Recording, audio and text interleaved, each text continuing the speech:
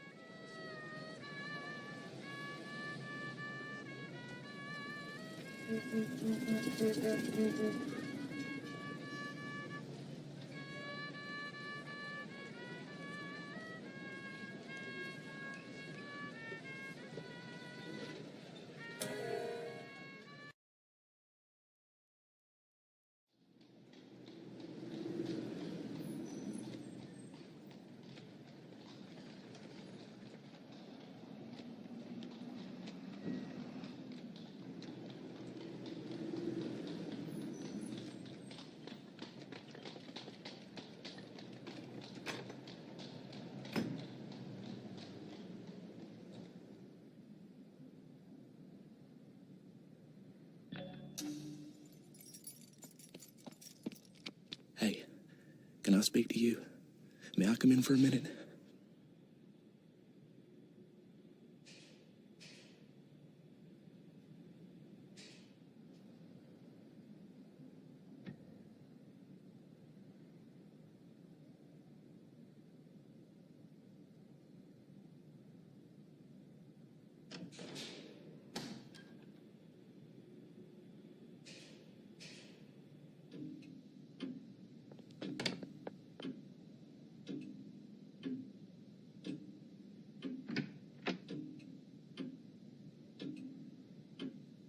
Is the door locked?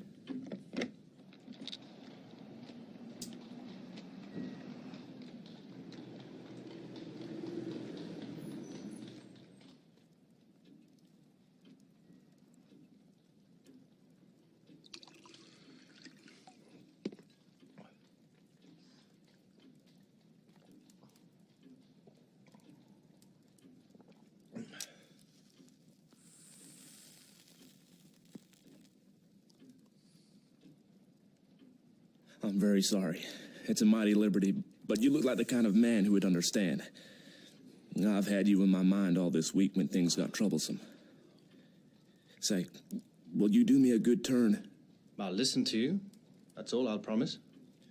Pardon. I'm a bit rattled tonight. You see, I happen at this moment to be dead. What does it feel like? I'm not mad. Yet. Say, sir, I've been watching you, and I reckon you're a cool customer. I reckon, too, you're an honest man and not afraid of playing a bold hand. I'm gonna confide in you. I need help worse than any man ever needed it. I want to know if I can count you in.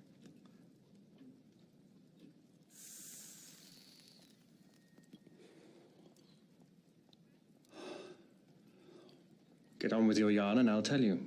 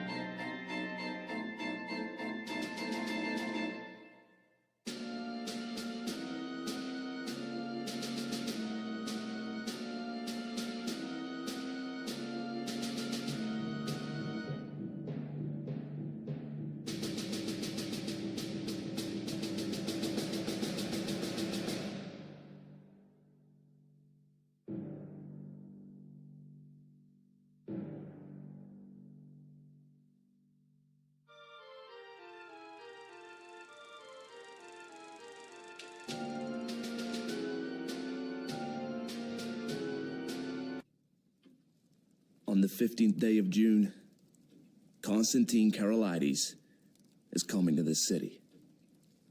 The British Foreign Office has taken to having international tea parties, and the biggest of them is due on that date.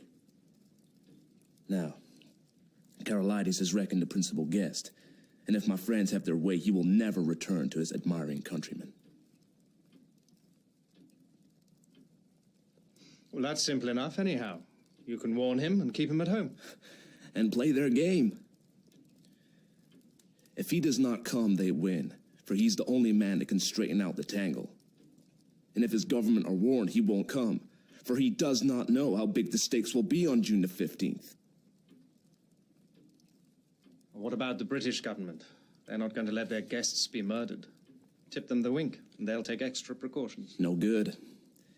They might stuff your city with plainclothes detectives and double the police, and Constantine would still be a doomed man. He'll be murdered by an Austrian, and there'll be plenty of evidence to show the connivance of the big folk in Vienna and Berlin. It will all be an infernal lie, of course, but the case will look black enough to the world. But it's not going to come off if there's a certain man alive right here in London on the 15th day of June. And that man is going to be your servant, Franklin P. Scudder.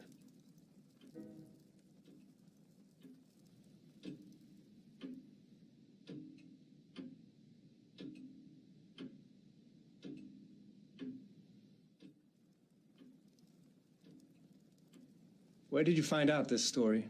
I completed my evidence 10 days ago in Paris.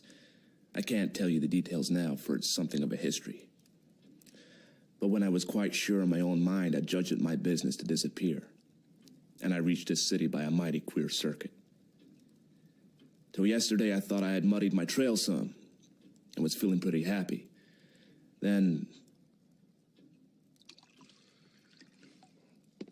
I saw a man standing in the street outside this block. I used to stay close in my room all day, and only slip out after dark for an hour or two. I watched him for a bit from my window, and I thought I recognized him. He came in and spoke to the porter. When I came back from my walk last night, I found a card in my letterbox. It bore the name of the man I want least to meet on God's earth.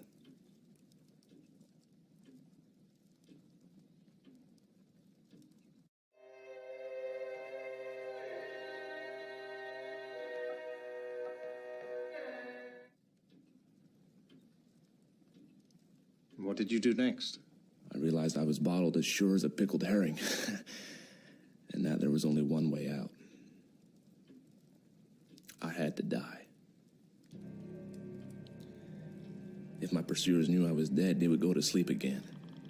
How did you manage it?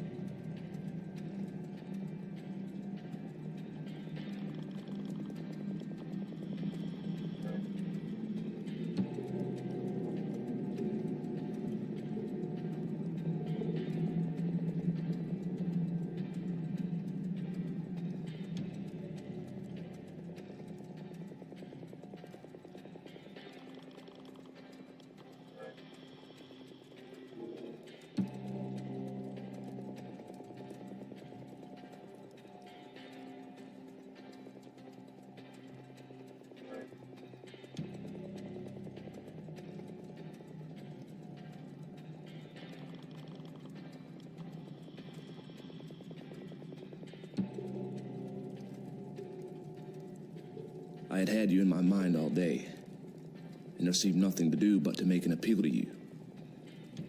I watched from my window till I saw you come home, and then slipped down the stair to meet you.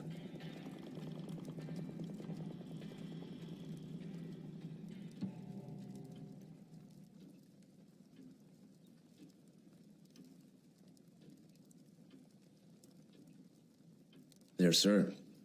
I guess you know about as much as me of this business.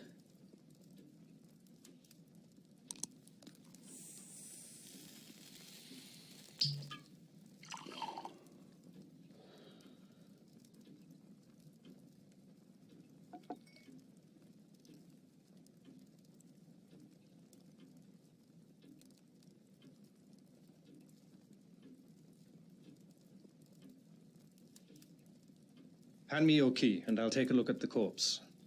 Excuse my caution, but I'm bound to verify a bit if I can. I reckon you'd ask for that. But I haven't got it. It's on my chain on the dressing table. I had to leave it behind, for I couldn't leave any clues to breed suspicions. The gentry who are after me are pretty bright-eyed citizens. You'll have to take me on trust for the night, and tomorrow you'll get proof of the corpse business right enough.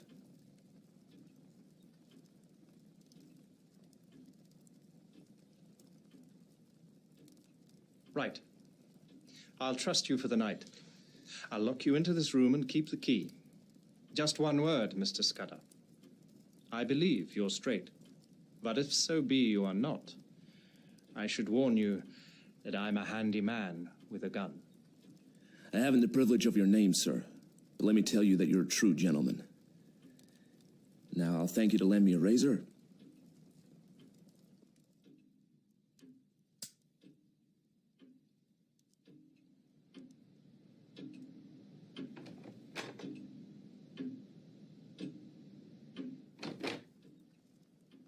My hat, Mr. Scudder.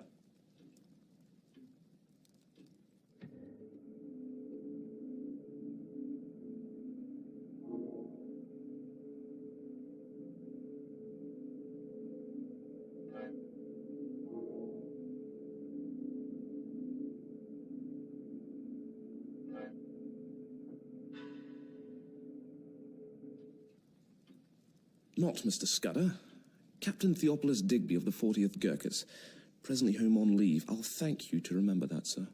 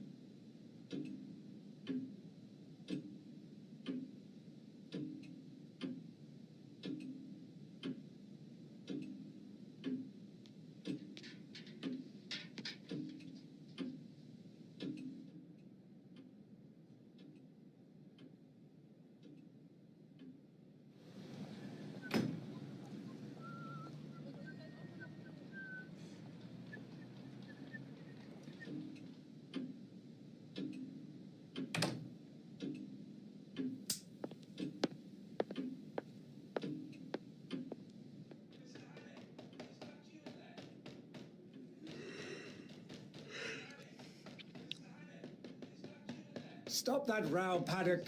There's a friend of mine, Captain... he's dossing down in there. Get breakfast for 2, and then come and speak to me.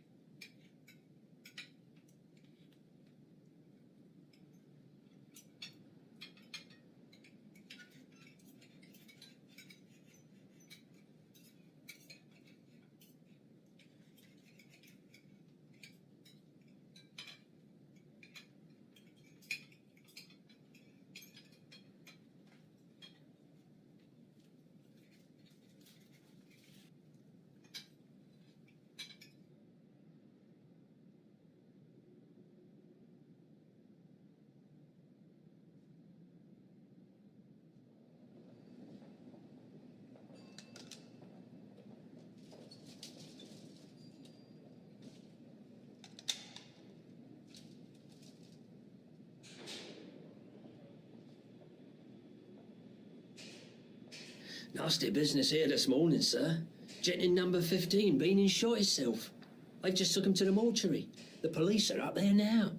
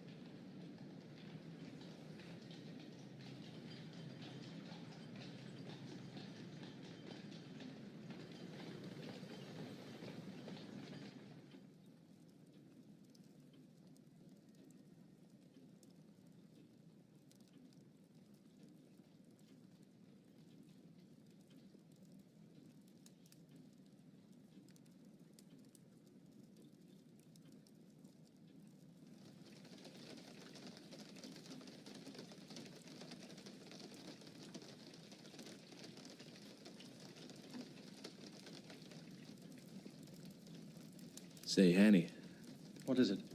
Judge, I should let you a bit deeper into this business. I should hate to go out without leaving somebody else to put up a fight.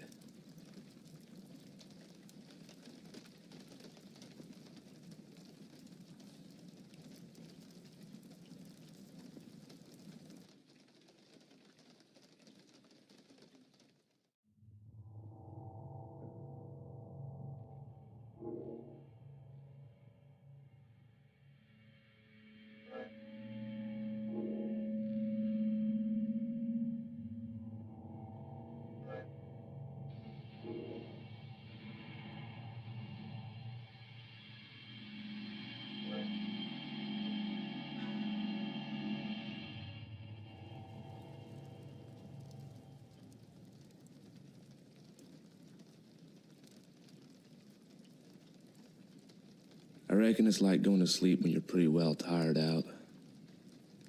Awaking to find a summer day with the scent of hay coming in at the window. I used to thank God for such mornings way back in the bluegrass country. And I guess I'll thank him when I wake up on the other side of Jordan.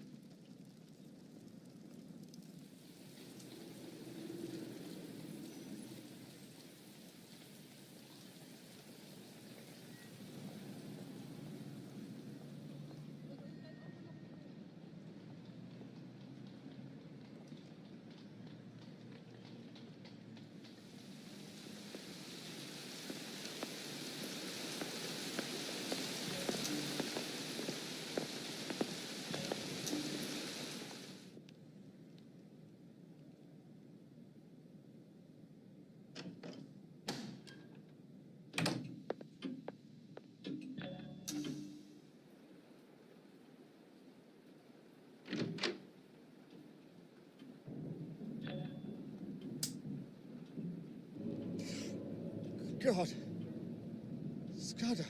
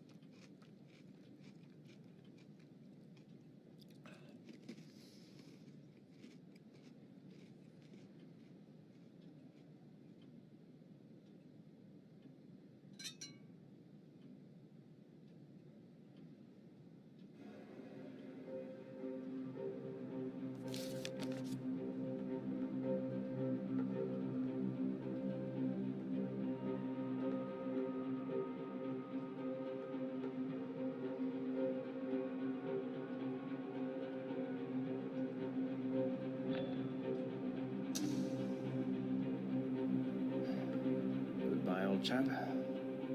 I'm going to do my best for you. Wish me well, wherever you are.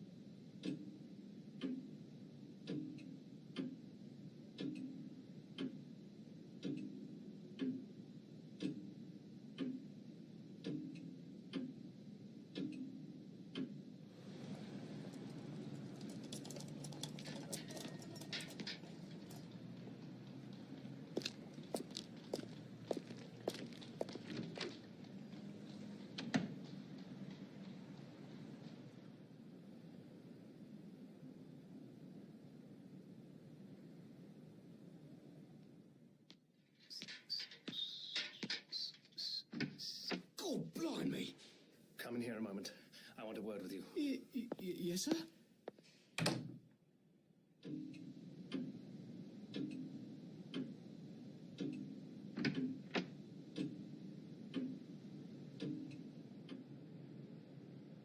I reckon you're a bit of a sportsman, and I want you to do me a service. Lend me your cap and overall for 10 minutes, and here's a sovereign for you. What's the game? A bet. I haven't time to explain, but to win it, I've got to be a milkman for the next 10 minutes, and all you've got to do is to stay here till I come back. You'll be a bit late, but nobody will complain, and you'll have that quid for yourself. Right. I ain't the man to spoil a bit of sport. Here's the rig, governor.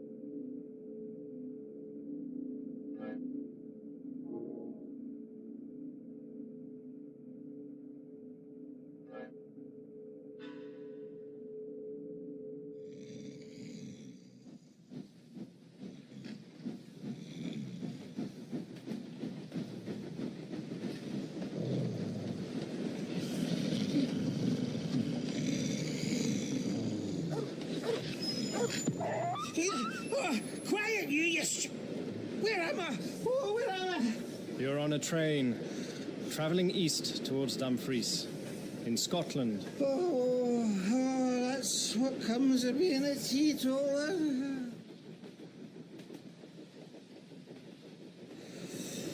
Oh, aye, but I'm a strong teetotaler. Aye, I took the pledge last Martinmas and I haven't touched a drop of whiskey since. Not even a Hogmanay, though I was sair tempted. Oh, that's what I get. I heat better than hellfire and trying looking different ways for the Sabbath. What did it?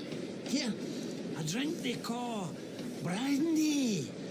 Now, being a teetotaler, I keep it off the whiskey, but I was nipping on there this brandy, and I doubt I'll not be wheel for a fortnight.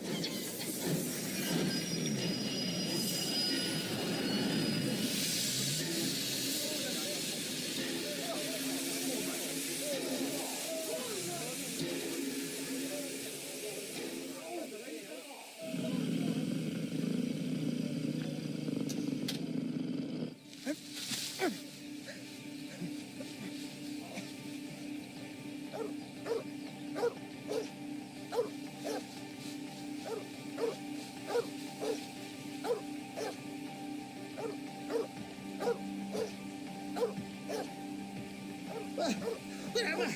Oh, where am I? He's jumped. He's jumped to his death.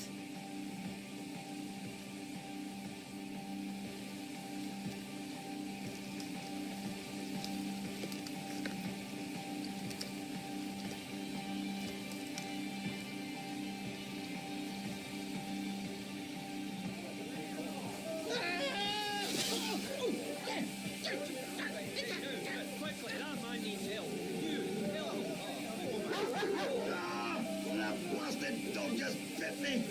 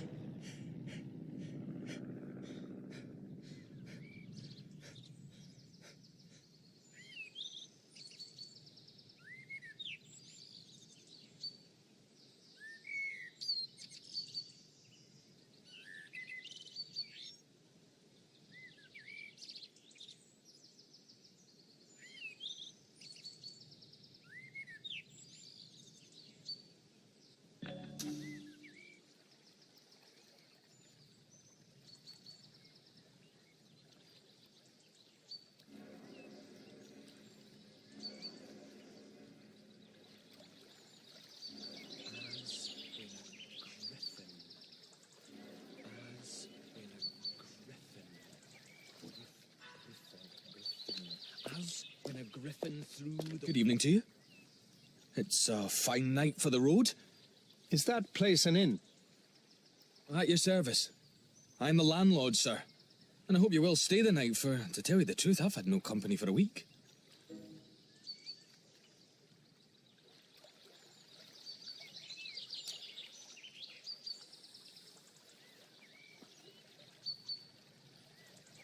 You're young to be an innkeeper? My father died a year ago, and left me the business. I live there with my grandmother. It's a slow job for a young man, and it wasn't my choice, the profession. Which was? I want to write books. And what better chance could you ask? Man, I've often thought that an innkeeper would make the best storyteller in the world. Oh, not now. Maybe in the old days when you had pilgrims and ballad makers and highwaymen and mail coaches on the road. But not now. Nothing comes here but motor cars full of fat women who stop for lunch and a fisherman or two in the spring and the shooting tenants in August. There's not much material to be got out of that. I want to see life, to travel the world and write things like Kipling and Conrad. But the most I've done yet is to get some verses printed in Chambers' Journal. I've knocked a bit about the world, and I wouldn't despise such a hermitage. Do you think that adventure is only found in the tropics or among gentry in red shirts? Maybe you're rubbing shoulders with it at this moment. That's what Kipling says. Brother romance, and all unseen bromance brought up the 915. Yes. But here's a true tale for you, then. And a month from now, you can make a novel out of it.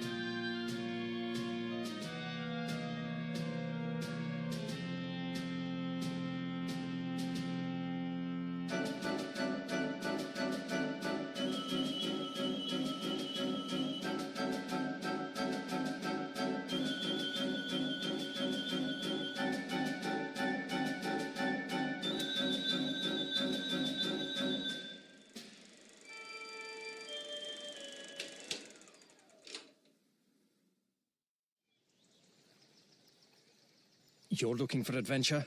Well, you've found it here. The devils are after me, and the police are after them. It's a race that I mean to win. By God! It's all pure Rider Haggard and Conan Doyle. You believe me? Of course I do. I believe everything out of the common. The only thing to distrust is the normal. I think they're off my track for the moment, but I must lie close for a couple of days. Can you take me in?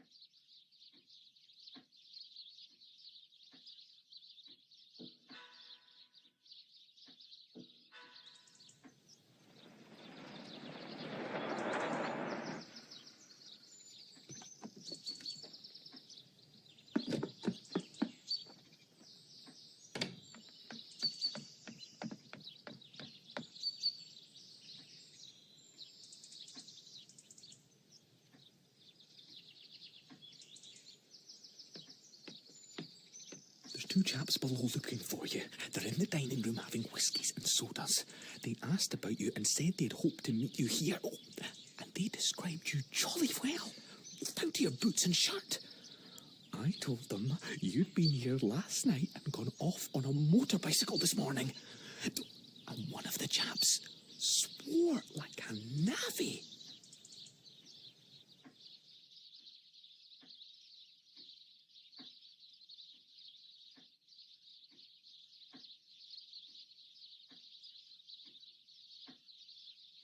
Take this down and say it was found in my bedroom and ask them to return it to me if they overtake me. Okay.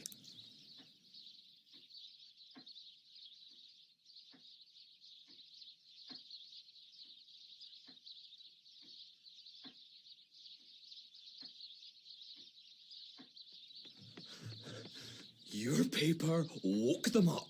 The dark fellow went as white as death and cursed like blazes. And the fat one whistled and looked ugly.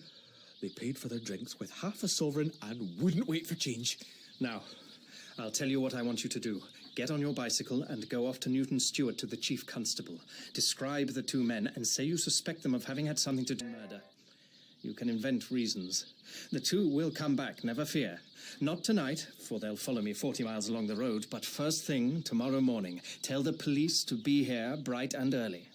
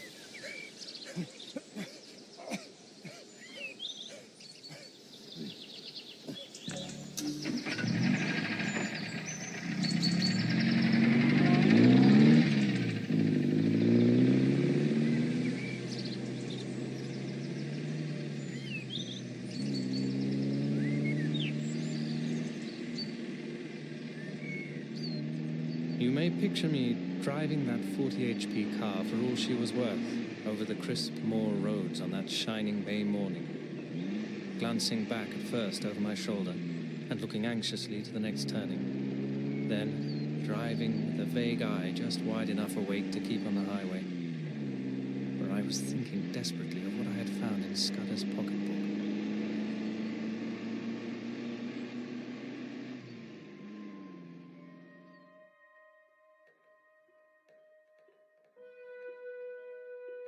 The bare bones of the tale were all that was in the book.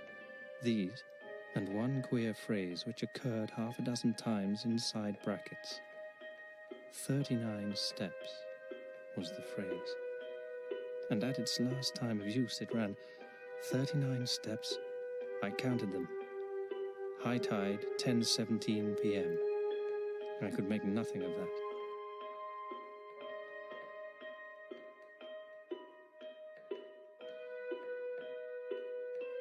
The 15th day of June was going to be a day of destiny, a bigger destiny than the killing of a Dago. It was so big that I didn't blame Scudder for keeping me out of the game and wanting to play a lone hand. That, I was pretty clear, was his intention.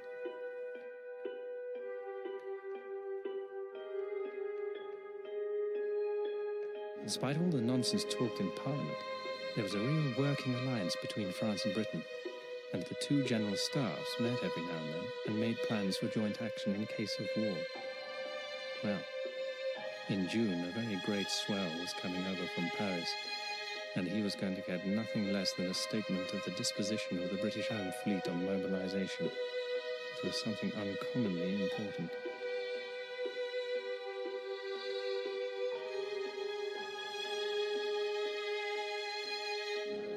It was no question of preventing a war. That was coming, as sure as Christmas. Had been arranged, said Scudder, ever since February 1912. Carolides was going to be the occasion.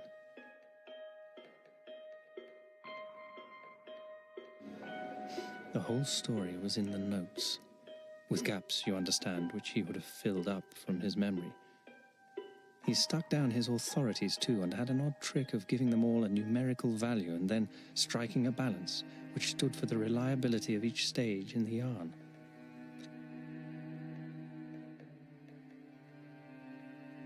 This war was going to come as a mighty surprise to Britain.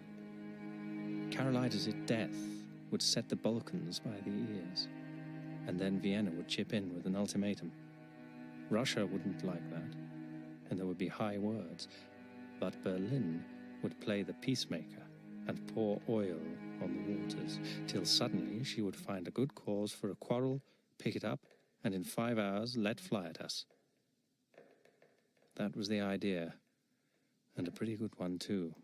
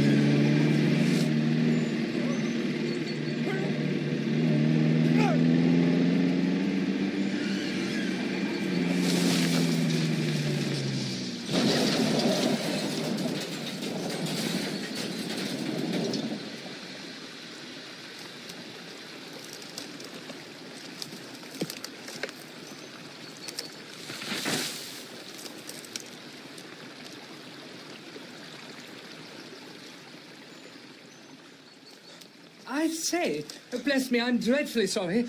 Are you hurt? Really, I must apologize. Oh, bless my soul. Do tell me you're all right. My blame, sir. It's lucky that I did not add homicide to my follies. Well, that's the end of my Scotch motor tour. It might have been the end of my life. You're the right sort of fellow. I can spare a quarter of an hour, and my house is 2 minutes off. I'll see you clothed and fed and snug in bed. Where's your kit, by the way? Is it in the burn along with the car? It's in my pocket. A toothbrush? I'm a colonial and travel light. A colonial? By gad, you're the very man I've been praying for. Are you by any blessed chance a free trader? A free trader? I am. Oh, good show.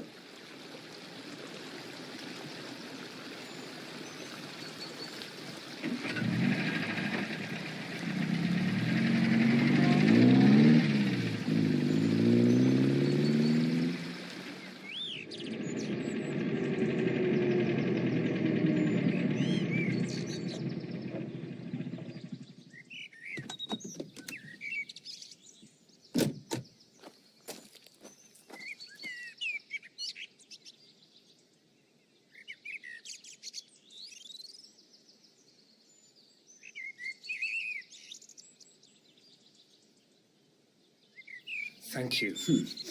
You find me in a deuce of a mess, Mr. By the by, you haven't told me your name. Twiston. Twisden?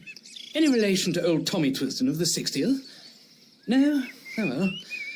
Well, you see, I'm the Liberal candidate for this part of the world, and I had a meeting on tonight at Brattleburn, and that's my chief town, in an infernal Tory stronghold. I'd got the colonial ex-premier fellow, Crumpleton, coming to speak for me tonight, and had the thing tremendously billed, and the whole place ground-baited. This afternoon, I had a wire from the ruffian saying he'd got influenza at Blackpool. Here I am, left to do the whole thing myself. I had meant to speak for 10 minutes, and now must go on for 40. And though I've been racking my brains for 3 hours to think of something, I simply cannot last the course. Now, you've got to be a good chap and help me. You're a free trader and can tell our people what a washout protection is in the colonies. All you fellows have the gift of the gab. I wish to heaven I had it. I'll be forevermore in your debt. All right. I'm not much good as a speaker, but I'll tell them a bit about Australia. Oh.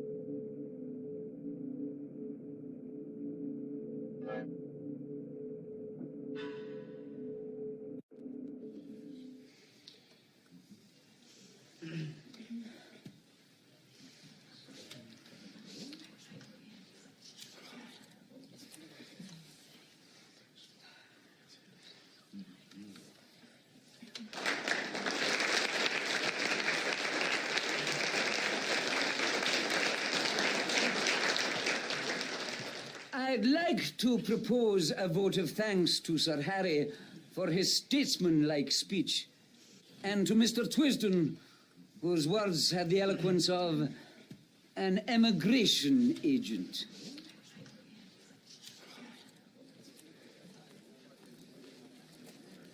A ripping speech, Twisden. Now, you're coming home with me. I'm all alone, and if you'll stop a day or two, I'll show you some very decent fishing.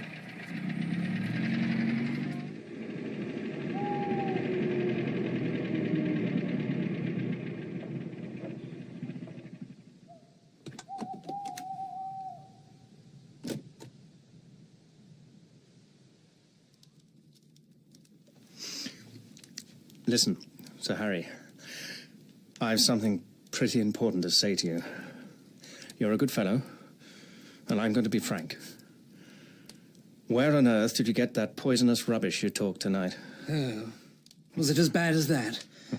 It did sound rather thin. I got most of it out of the Progressive magazine, and pamphlets that agent chap of mine keeps sending me. But you surely don't think Germany would ever go to war with us? Ask that question in 6 weeks, and it won't need an answer. If you'll give me your attention for half an hour, I'm going to tell you a story.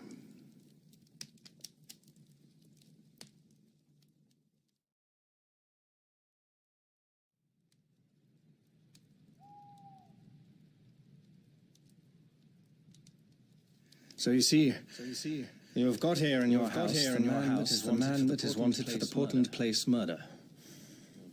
Your duty is to send your car for the police and give me up. I don't think I'll get very far. There'll be an accident, and I'll have a knife in my ribs an hour or so after arrest. Nevertheless, it's your duty as a law-abiding citizen. Perhaps in a month's time you'll be sorry, but you have no cause to think of that. What was your job in Rhodesia, Mr. Hannay? Mining engineer. I've made my pile cleanly, and I've had a good time in the making of it.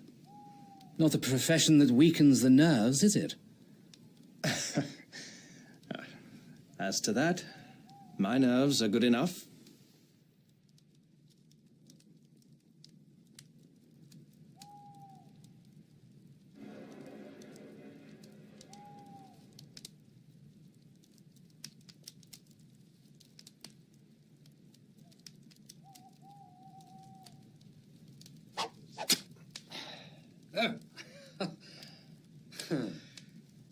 I don't want proof.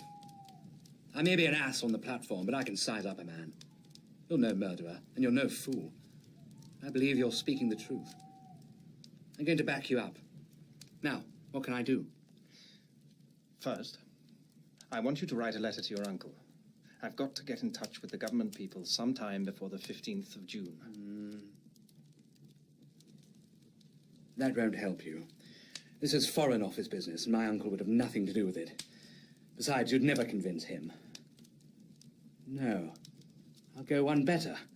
I'll write to the Permanent Secretary at the Foreign Office. He's my godfather and one of the best going. Now, what do you want?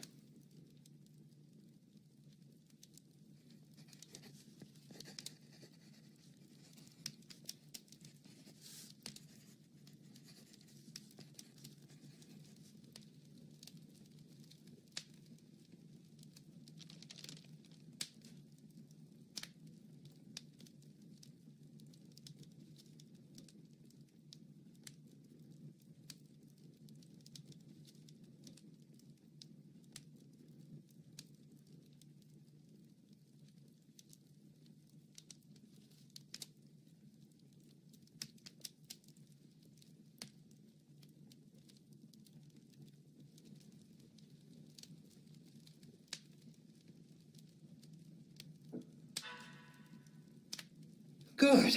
That's the proper style. Oh, by the way, you'll find my godfather, his name's Sir Walter Bullivant, down at his country cottage for Whitsuntide. It's close to Artonswell on the Kennet. And that's done. Now, what's the next thing? You're about my height. Lend me the oldest tweed suit you've got. Anything will do, so long as the color is the opposite of the clothes I destroyed this afternoon. Then, show me a map of the neighborhood and explain to me the lie of the land. Lastly, if the police come seeking me, just show them the car in the glen. If the other lot turn up, tell them I caught the South Express after your meeting.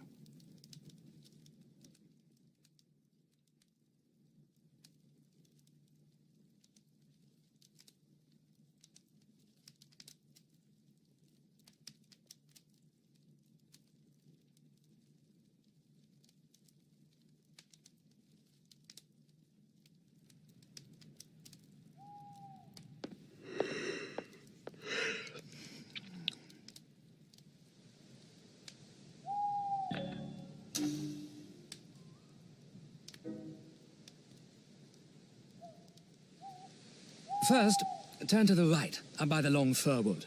By daybreak, you'll be well into the hills. Then, I should pitch the machine into a bog and take to the moors on foot. You can put in a week among the shepherds and be as safe as if you were in New Guinea. Thank you. Think nothing of it. You got me out of a tight spot last night. Now, you better get cracking. Good luck.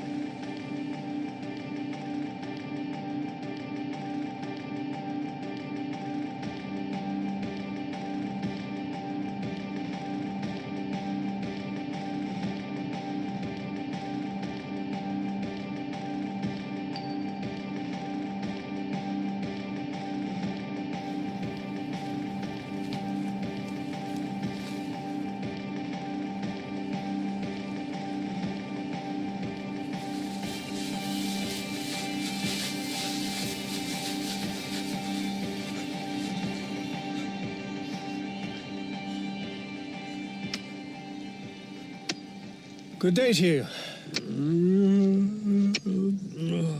Confound the day I ever left the herding. There I was, my own master. Now I'm a slave to the government, tethered to the roadside with sair een in a back like a suckle.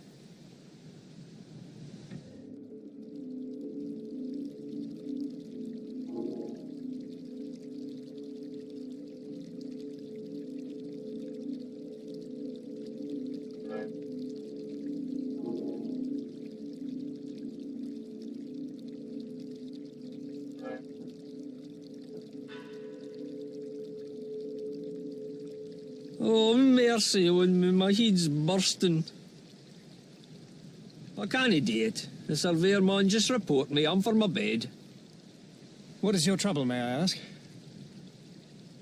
The trouble is that I'm no sober. Last night my daughter Maren was wadded, and the dance still fower in the byre. Me and some other chiels sat down to the drinking, and here I am. Pity that I ever looked on the wine when it was red. Sleep sounds like your best bet. It's easy speaking.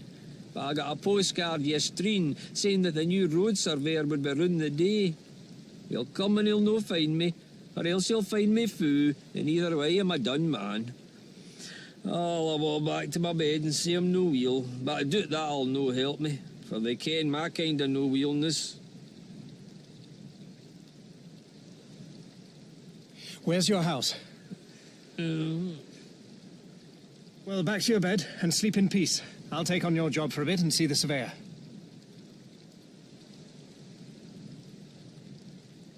Eh? Hey, you're the Billy. It'll be easy enough managed. I've finished that bing o' stains, so you needn't chop any more for noon. Just take the barry and wheel enough metal for your own quarry down the road to make another bing the morn. My name's Alexander Turnbull, and I've been 7 year at the trade and 20 afore that herding in Leith and Water. My friends call me Eki, and Wales Specky, for I wear glasses in wake of the sight. Just you speak the surveyor fair and calm, sir, and you'll be well pleased.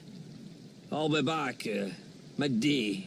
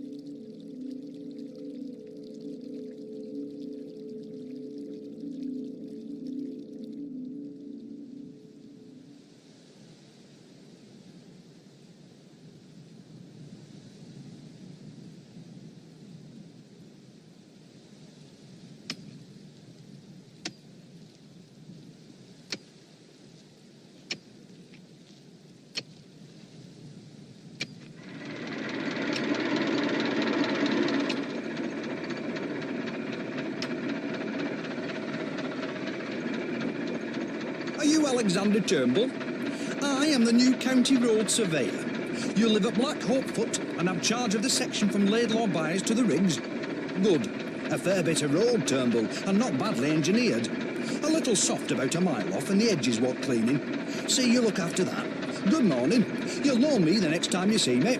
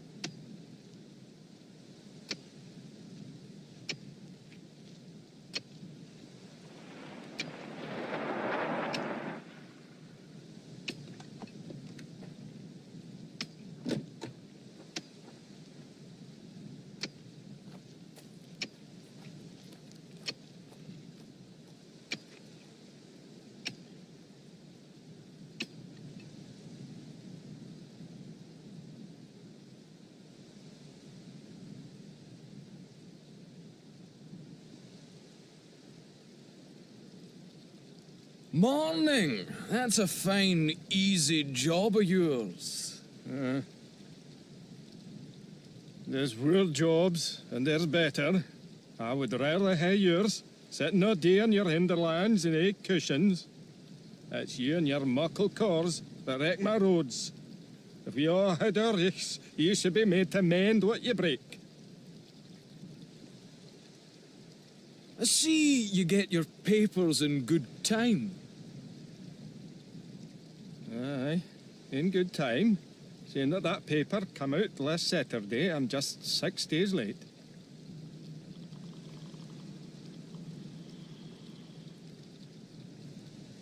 You've a fine taste in boots. These were never made by a country shoemaker. They were not. They were made in London. I got they through the gentleman that was here last year for the shooting. What was his name now? Let us get on. This fellow is all right. Let us get on. fellow is all right. Did you see anyone pass early this morning? He might be on a bicycle or he might be on foot. Wasn't up very early. You see, my daughter was married last night, and we keep it up late. I opened the house door about 7, and there was nobody on the road then. Since I come up here, there has just been the baker and the Rackhill herd, besides you gentlemen.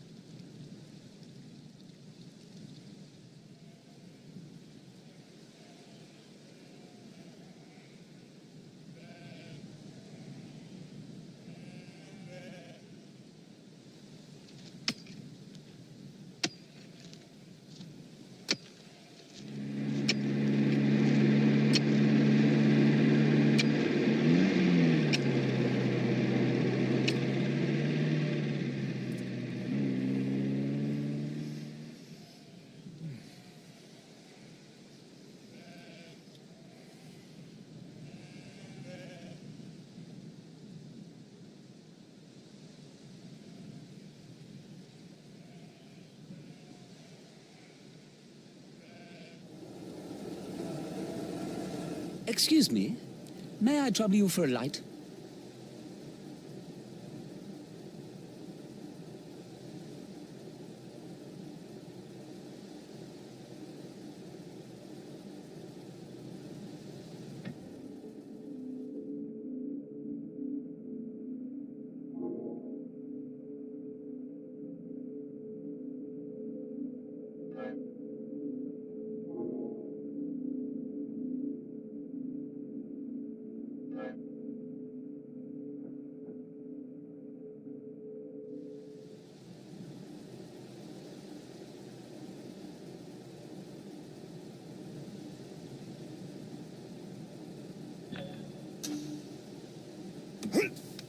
Hello, Jopley. Well met, my lad. Who the devil are you? My name's Hanny, from Rhodesia, you remember? Good God, the murderer! Just so. And there'll be a second murder, my dear, if you don't do as I tell you. Give me that coat of yours, that cap, too.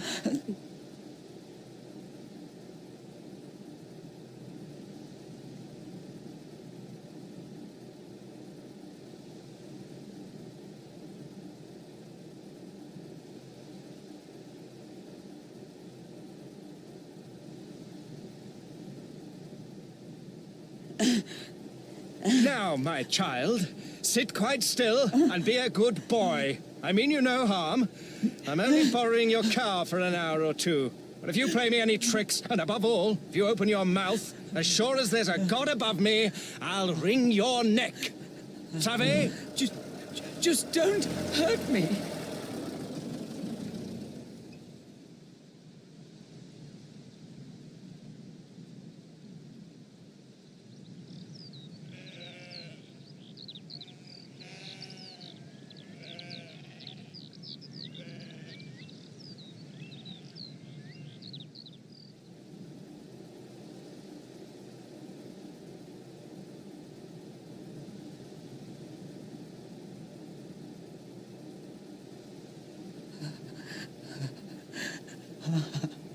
A thousand thanks. There's more use in you than I thought.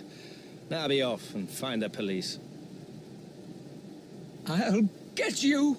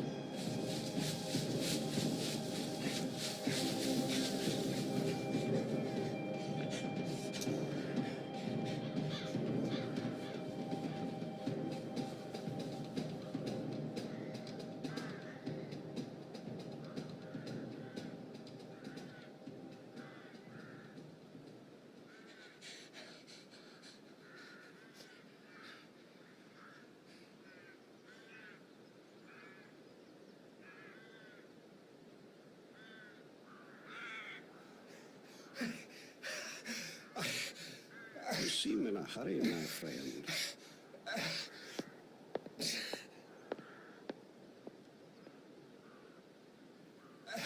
Ah, I see. A fugitive from justice, eh? Well, we'll go into the matter at our leisure. Meantime, I object to my privacy being broken in upon by the clumsy rural policeman. Go into my study and you will see 2 doors facing you. Take the one on the left and close it behind you. You will be perfectly safe.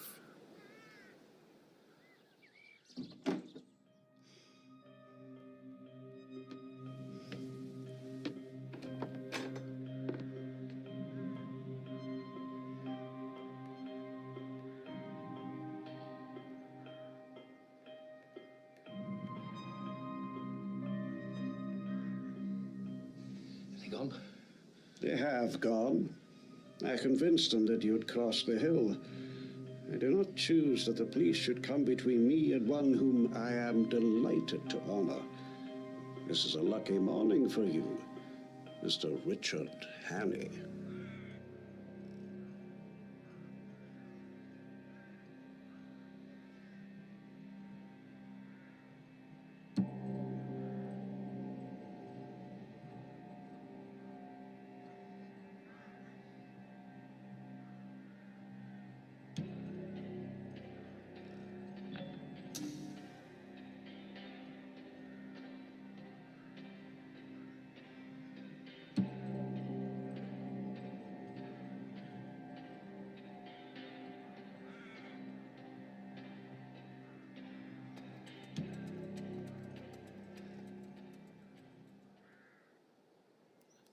I don't know what you mean. And who are you calling Richard Hannay? My name's Ainsley. So, but of course you have others. We won't quarrel about a name.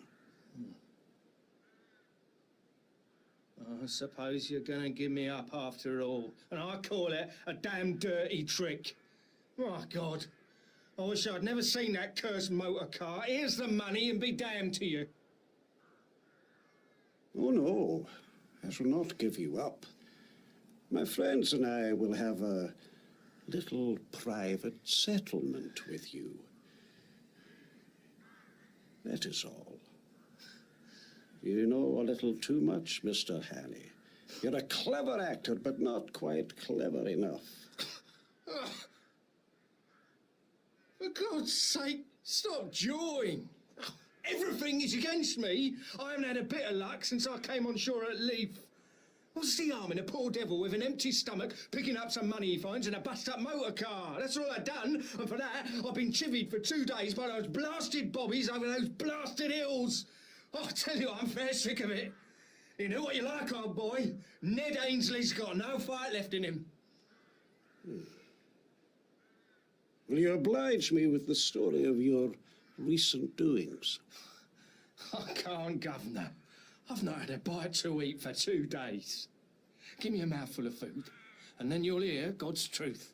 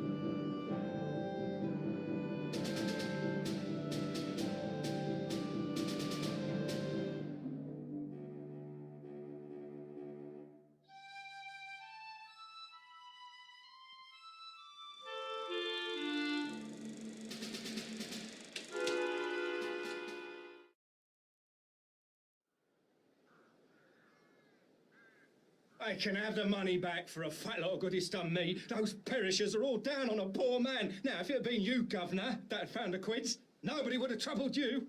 You're a good liar, Hanny. Stop fooling, damn you. I tell you, my name's Ainsley, and I've never heard of anyone called Annie in my born days. I'd sooner have the police than you with your Hannays and your monkey-faced pistol tricks. No, Governor, I beg pardon. I don't mean that. I'm much obliged to you for the grub, and I'll thank you to let me go now the coast's clear.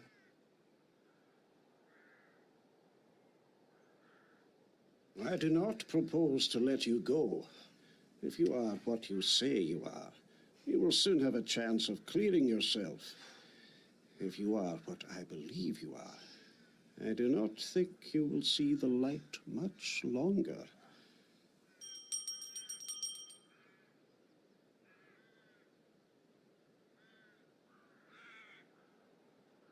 I want the Lanchester in 5 minutes. There will be 3 to luncheon. You'll know me next time, Governor. Karl, stecke diesen in den Lagerraum. Und bis ich zurückkomme, bist du mir vor ihm verantwortlich.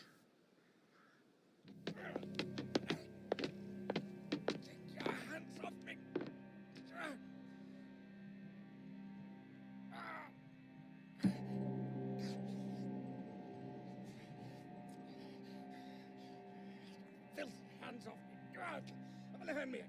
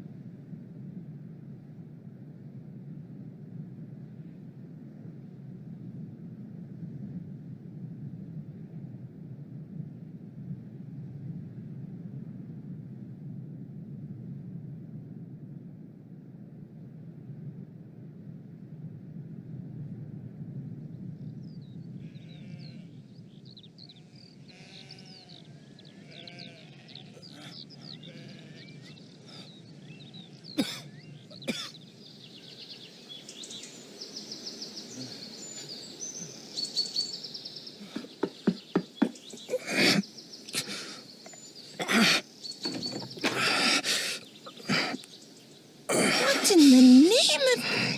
What's happened to you? Forgive me. I've taken a pretty bad fall. Come in. Come in.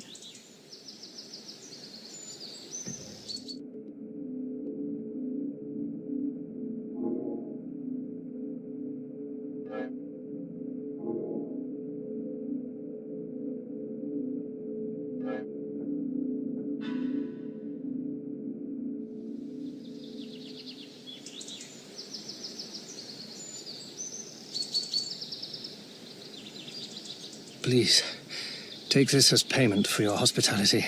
No. Keep your siller. No. Give it to them that he recht it. Oh, recht then, if you insist. Tak my plead, and, this old hat that belonged to my man.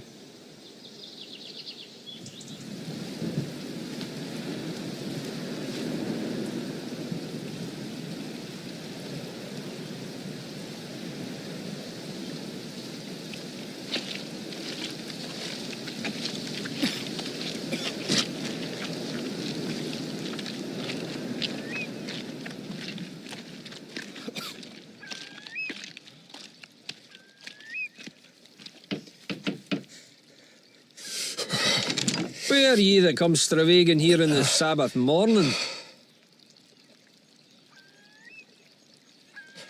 Aye, have ye got my specs? You'll have come for your jacket and waistcoat. Come on, by. Losh, man, you're terrible down to the legs. Hold up till I get you to a chair.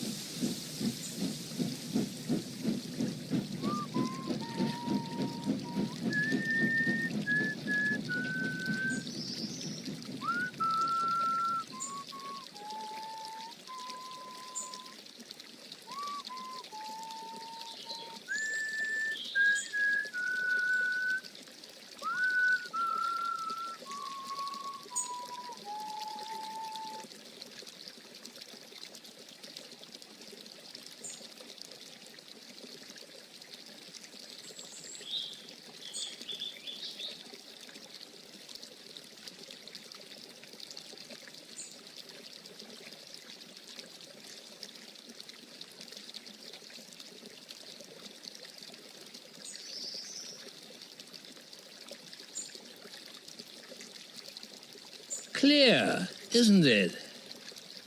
I back our Kennet any day against the test. Look at that big fellow. £4 if it's an ounce. But the evening rise is over and you can't tempt him. I don't see him. Look, there. A yard from the reeds, just above that stickle. Ah, I've got him now. You might swear he was a black stone. So.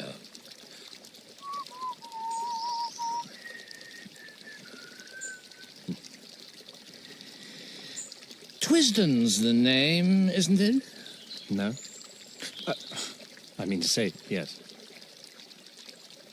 It's a wise conspirator that knows his own name.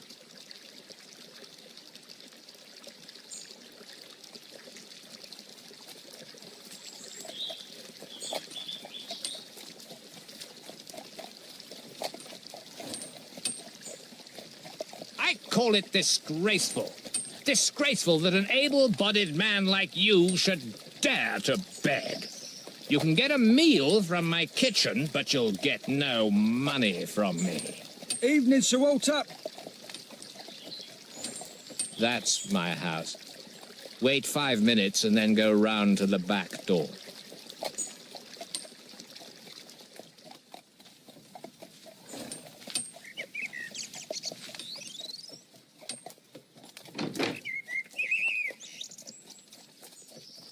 Come this way, sir.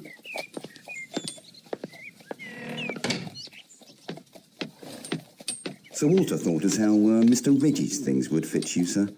He keeps some clothes here, for he comes regular on the weekends. There's a bathroom next door, and I've prepared hot bath. Dinner in half an hour, sir. You'll hear the gong.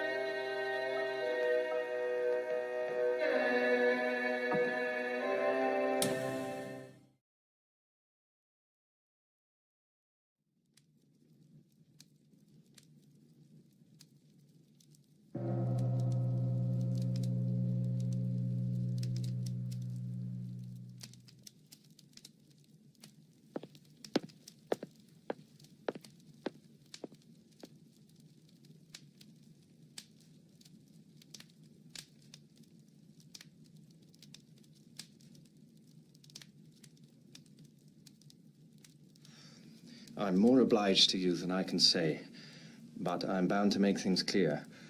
I'm an innocent man, but I'm wanted by the police. I've got to tell you this, and I won't be surprised if you kick me out. That's all right. Don't let that interfere with your appetite. We can talk about these things after dinner.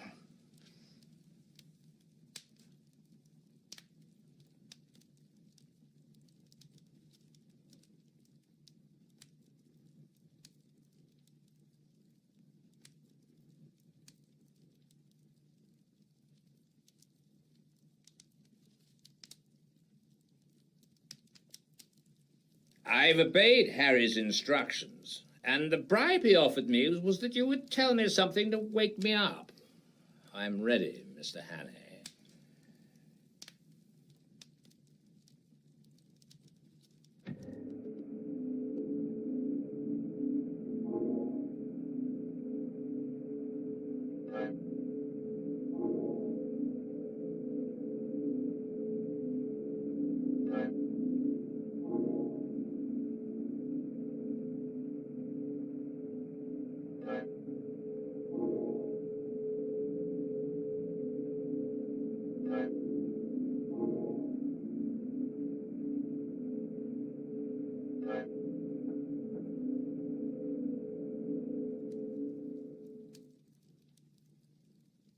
You may dismiss the police from your mind.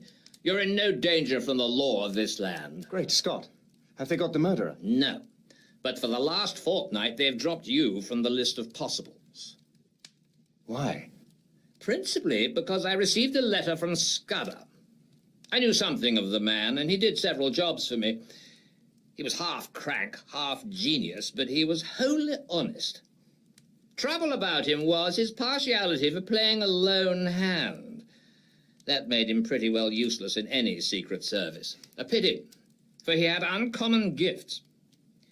I think he was the bravest man in the world, for he was always shivering with fright, and yet nothing would choke him off. I had a letter from him on the 31st of May. But he had been dead a week by then. The letter was written and posted on the 23rd. He evidently did not anticipate an immediate decease. His communications usually took a week to reach me, for they were sent undercover to Spain and then to Newcastle. He had a mania, you know, for concealing his tracks.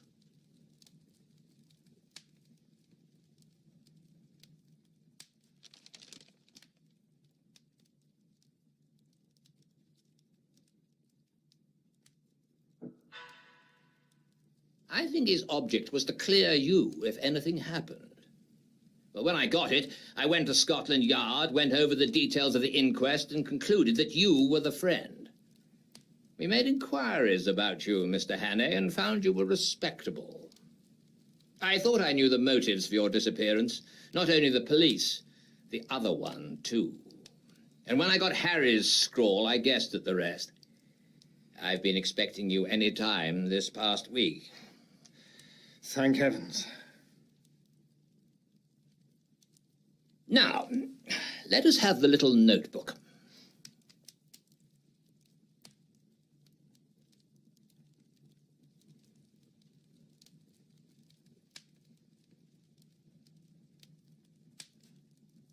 I don't know what to make of it. He's right about one thing. What is going to happen the day after tomorrow? How the devil can it have got known? That is ugly enough in itself. But all this about war and the Black Stone, it reads like some wild melodrama. If only I had more confidence in Scudder's judgment. Trouble about him was that he was too romantic. He had the artistic temperament and wanted a story to be better than God meant it to be. He had a lot of odd biases, too. Jews, for example, made him see red. Jews and the high finance. The Black Stone. Der Schwarze Stein. Yeah, it's like a penny novelette. And all this stuff about Karolides. That is the weak part of the tale, for I happen to know that the virtuous Karolides is likely to outlast us both. There's no state in Europe that wants him gone. Besides, he's just been playing up to Berlin and Vienna and giving my chief some uneasy moments.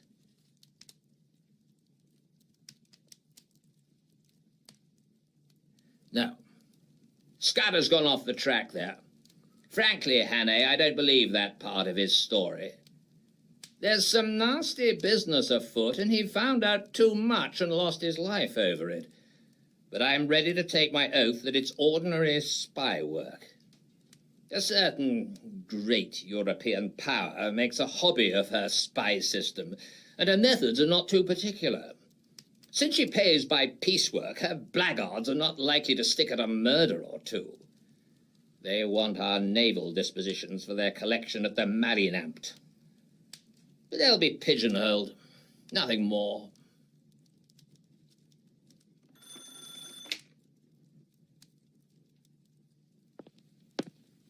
There's a trunk call from London, Sir Walter. It's Mr. Heath, and he wants to speak to you personally.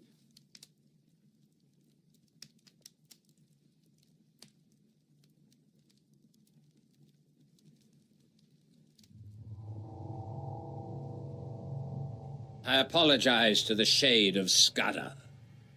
Karolides was shot dead this evening at a few minutes after 7.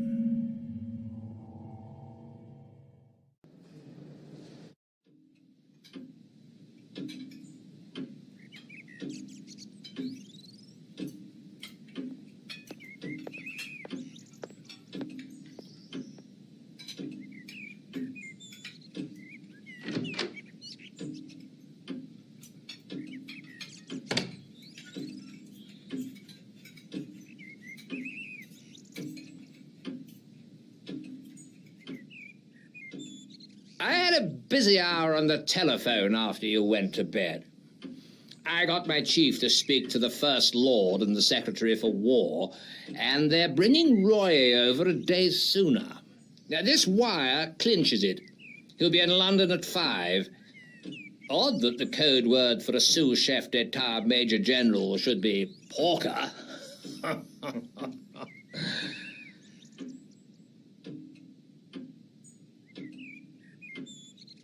Not that I think it'll do much good.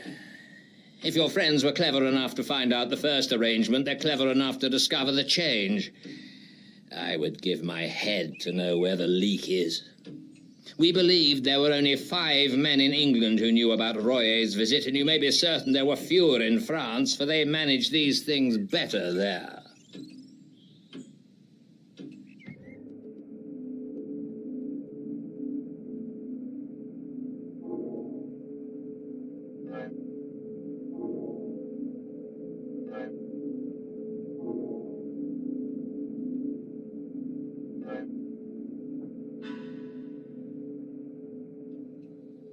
That is the best we can do, and it's hard to see how there can be any miscarriage. But I don't mind admitting that I'm horribly nervous. This murder of Karolides will play the deuce in the chancelleries of Europe.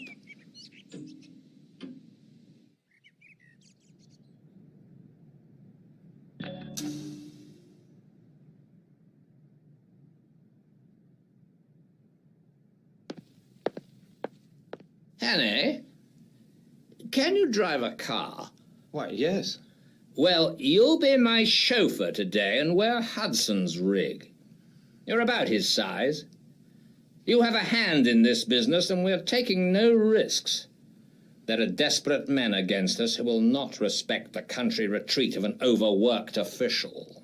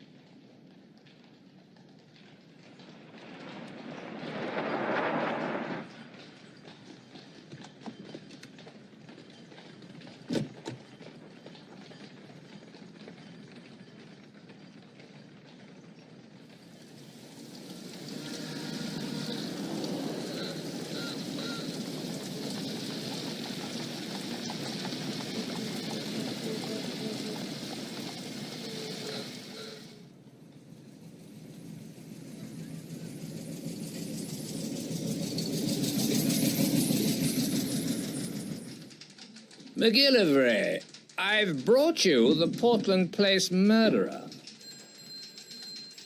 It would have been a welcome present to Bullivant. This, I presume, is Mr. Richard Hannay, who for some days greatly interested my department. Mr. Hannay will interest it again. He has much to tell you, but not today. For certain grave reasons, his tale must wait for 4 hours.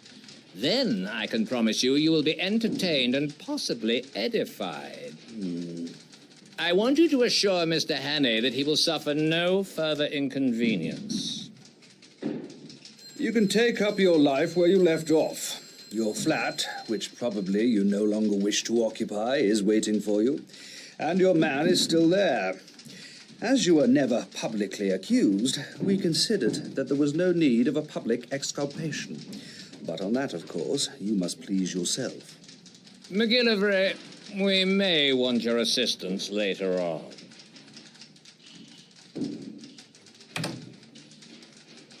Come and see me tomorrow, Hannay. I needn't tell you to keep deadly quiet.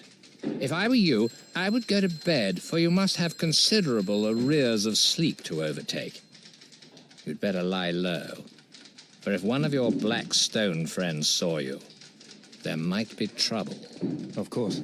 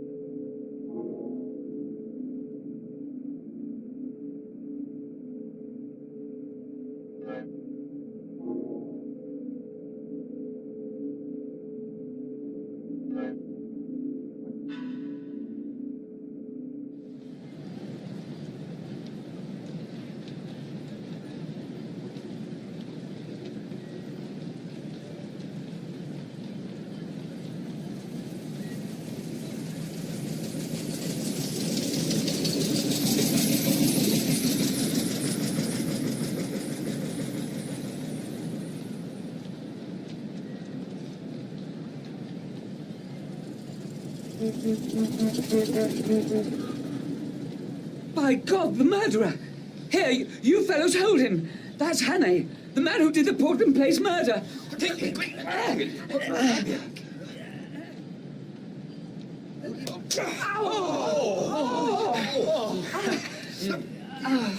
What's going on here? Oh, this man is the Portland Place murderer. Damn it all! Make your fellows shut up! I advise you to leave me alone, Constable. Scotland Yard knows all about me, and you'll get a proper wigging if you interfere. You've got to come along with me, young man. I saw you strike that gentleman cruel hard. You began it too, for he wasn't doing nothing. I've seen you. You best go quietly, or I'll have to fix you up. Watch him! Watch him! Right, come back here!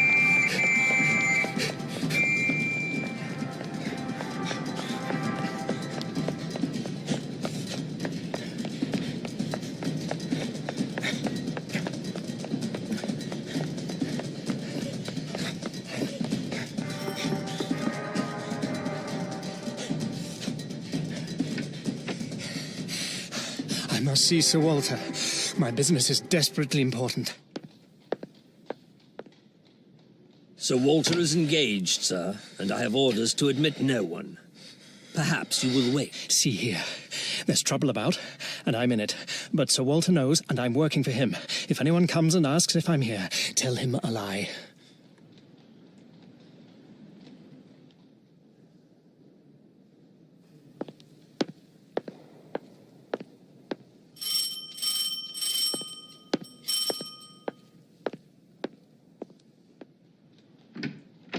This is the house of Sir Walter Bullivant, and I am under the strictest orders not to let anyone, no matter who, interrupt his office.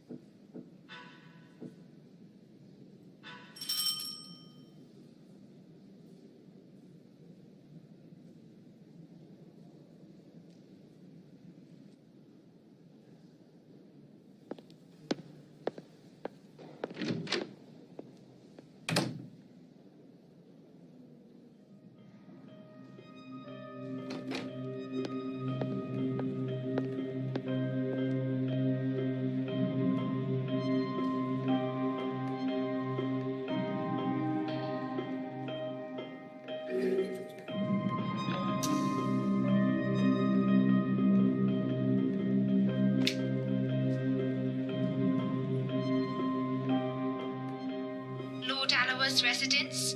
How may I help you? Is his lordship at home? His lordship returned half an hour ago and has gone to bed. He's not very well tonight.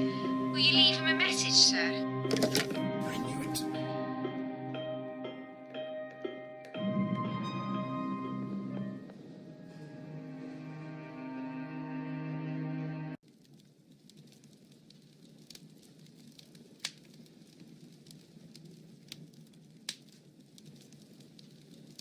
And I feel reassured. Sir Walter!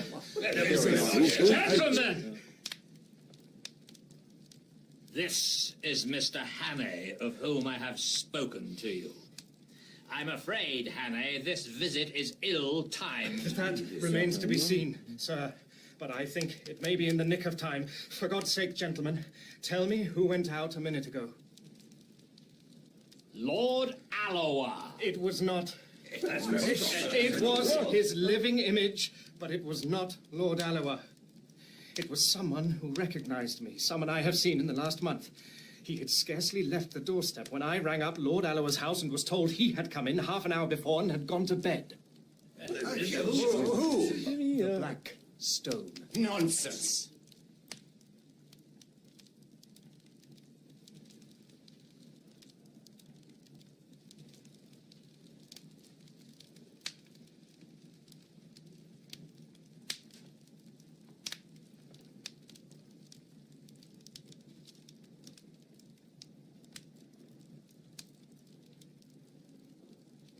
I have spoken to Allowa. Had him out of bed, very grumpy. He went straight home after Malross's dinner. But it's madness. Do you mean to tell me that that man came here and sat beside me for the best part of half an hour and that I didn't detect the imposture? Alloa must be out of his mind. Don't you see the cleverness of it? You were too interested in other things to have any eyes. You took Lord Alloa for granted. If it had been anybody else, you might have looked more closely, but it was natural for him to be here, and that put you all to sleep. The young man is right. His psychology is good. Our enemies have not been foolish. I will tell you a tale. It happened many years ago in Senegal.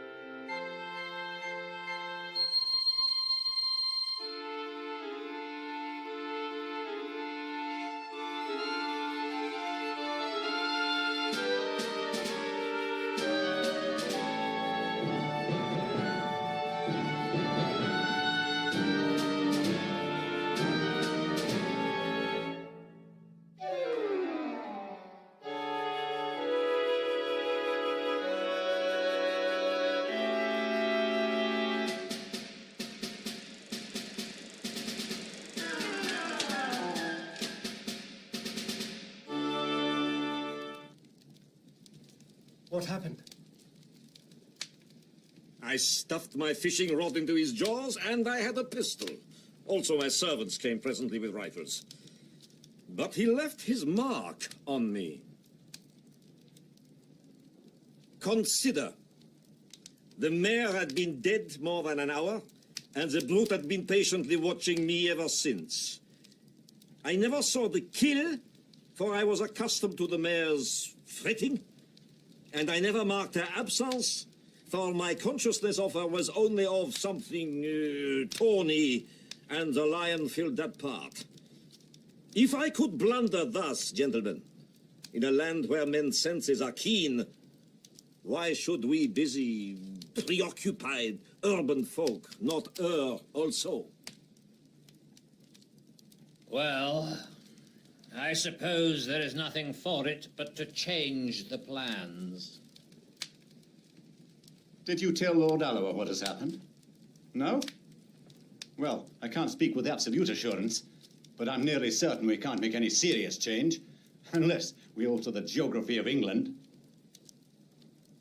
God, and we have not a rag of a clue. Besides, there is the Post. By this time, the news will be on its way. No. You do not understand the habits of the spy. He receives personally his reward, and he delivers personally his intelligence. We in France know something of the breed. Now, there is still a chance, mes amis. These men must cross the sea, and there are ships to be searched and ports to be watched. Believe me, the need is desperate for both France and Britain. Where is Scudder's book? Quick, man. I remember something in it. What is it? Can it be? Down there.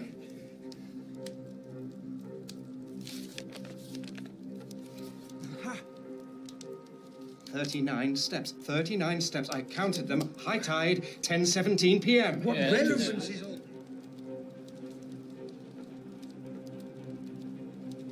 Don't you see? It's a clue. Scudder knew where these fellows laired. He knew where they were going to leave the country, though he kept the name to himself. Tomorrow was the day, and it was some place where high tide was at 10:17. But they may have gone tonight. Not they. They have their own snug, secret way, and they won't be hurried. I know Germans, and they are mad about working to a plan. Where the devil can I get a book of tide tables? It's a chance. Let's go over to the Admiralty.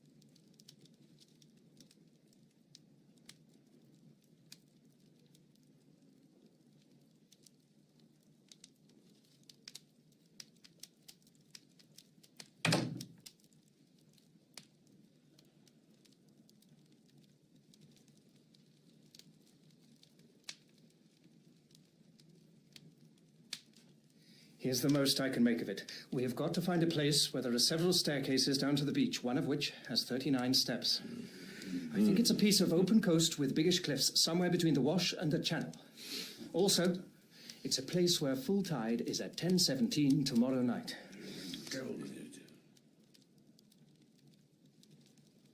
Is there no inspector of Coast Guards or some fellow like that knows the East Coast?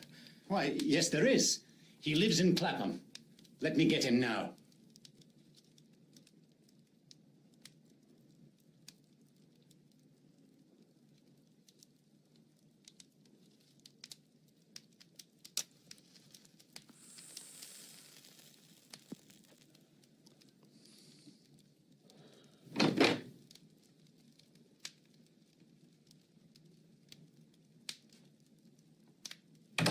This is the chap.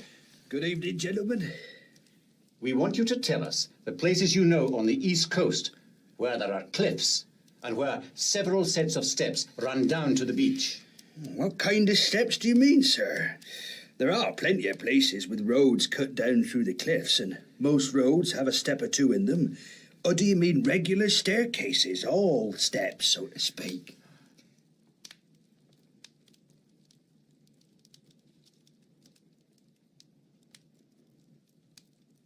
We mean regular staircases. I don't know that I can think of any. Wait a second.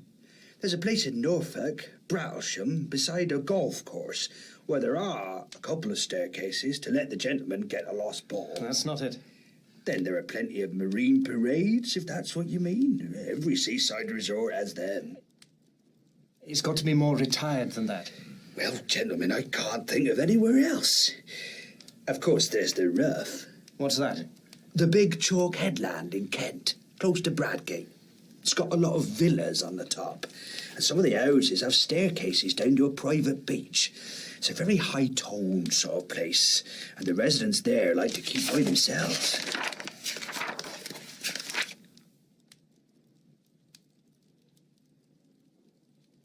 Ha!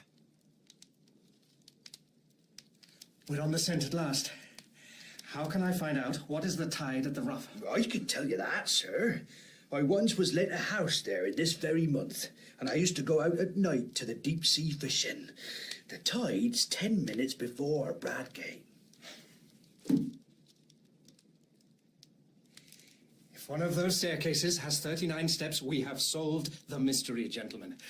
I want the loan of your car, Sir Walter, and a map of the roads. Of course. If Mr. McGillivray will spare me 10 minutes, yes, I think we can prepare something for tomorrow. Good. I, for one, am content to leave the matter in Mr. Hannay's hands.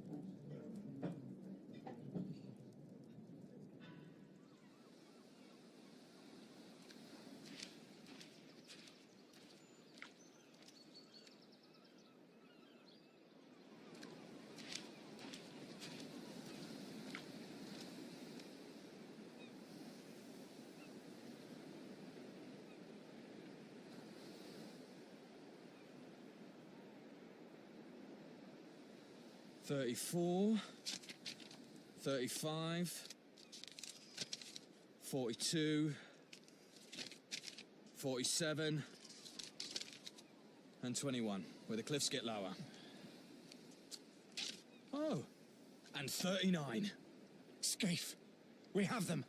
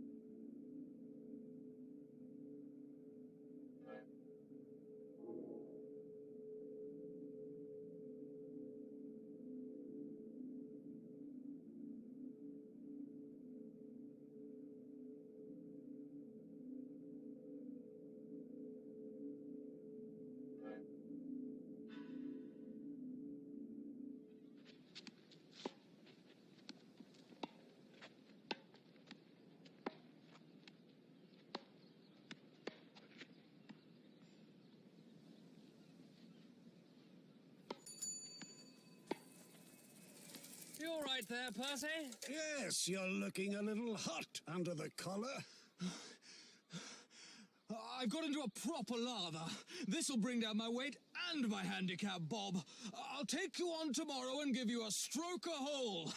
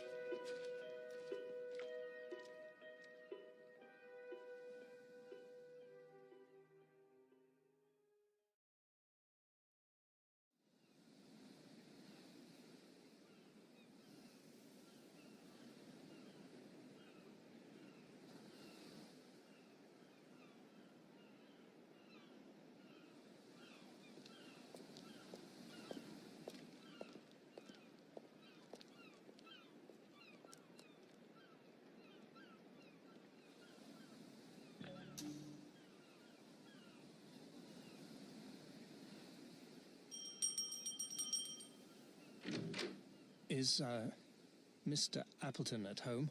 Yes, sir. Please, come in.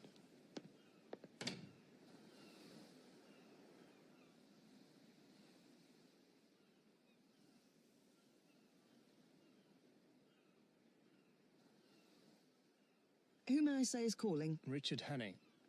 If you could wait in the smoking room, I'll let Mr. Appleton know you're here.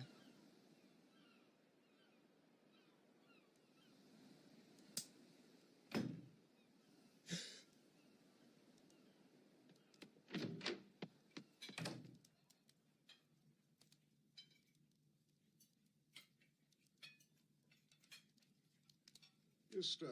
Hannay, did you wish to see me? I think we have met before, and I guess you know my business. Maybe. Maybe. I haven't a very good memory, but I'm afraid you must tell me your errand, sir, for I really don't know it. Well, then, I have come to tell you that the game's up. I have a warrant for the arrest of you three gentlemen. Arrest? Arrest? Good God, what for? For the murder of Franklin Scudder in London on the 23rd day of last month. I never heard the name before. And that was the Portland Place murder. I read about it. Good heavens. You must be mad, sir. Where do you come from? Scotland Yard.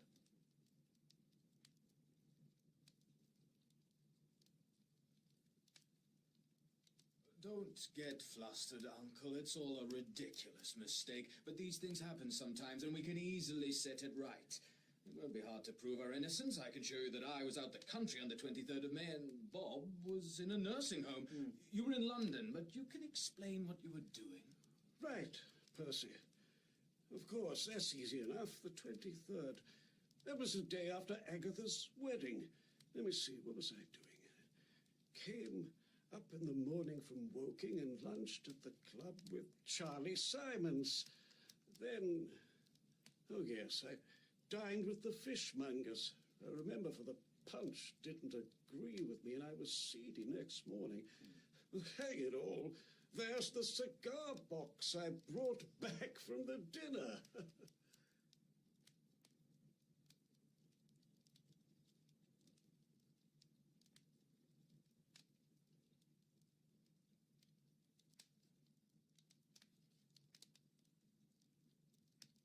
I think, sir, you will see you are mistaken.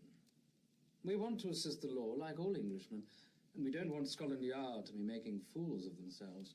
That's so, Uncle? Certainly, Bob. Certainly. We'll do anything in our power to assist the authorities, but this is a bit too much. I can't get over it. How Nellie will chuckle.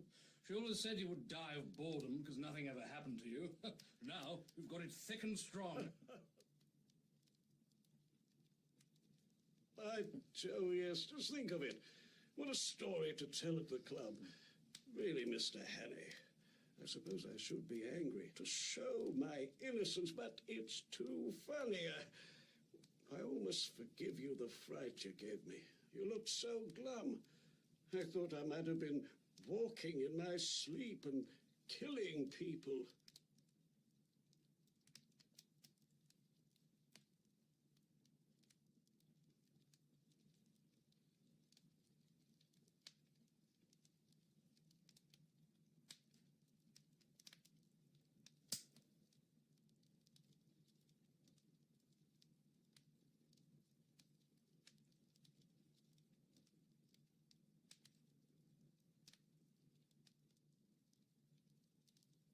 Well, are you reassured by your scrutiny, sir?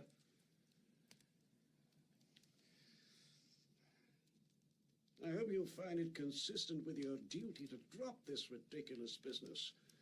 I make no complaint, but you'll see how annoying it must be to respectable people. Oh, Lord. This is a bit too thick. Do you propose to march us off to the police station? That might be the best way out of it, but I suppose you won't be content with the local branch.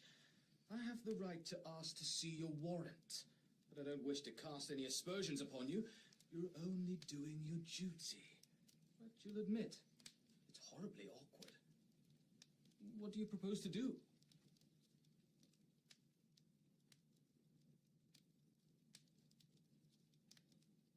Meantime, I vote we have a game of bridge. It'll give Mr. Hannay time to think over things. And you know we've been wanting a fourth player. Do you play, sir?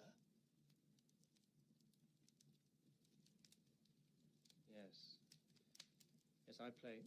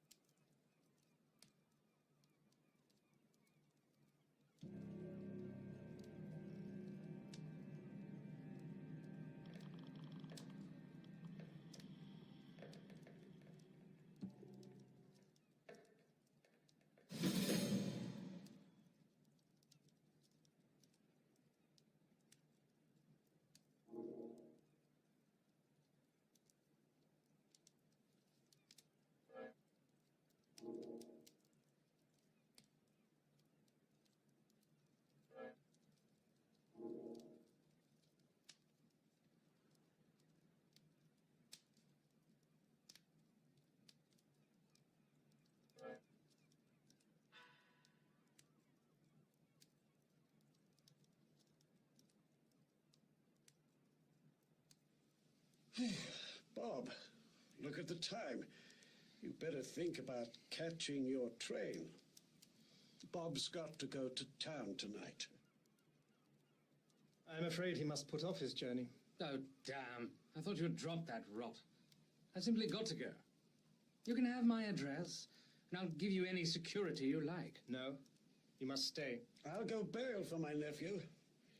That ought to content you, Mr. Hannay.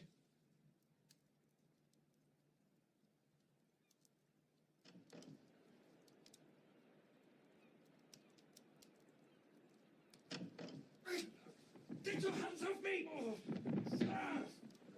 Schnell, Franz! Das Boot! Das Boot!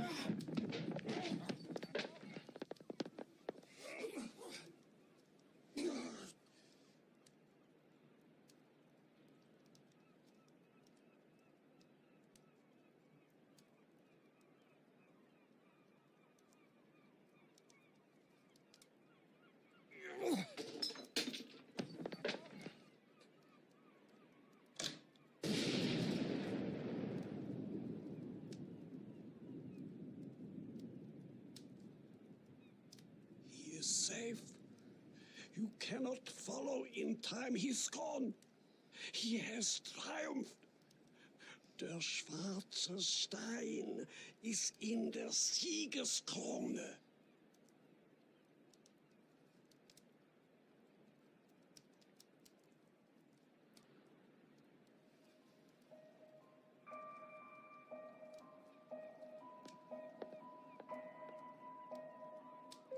I hope Franz will bear his triumph well.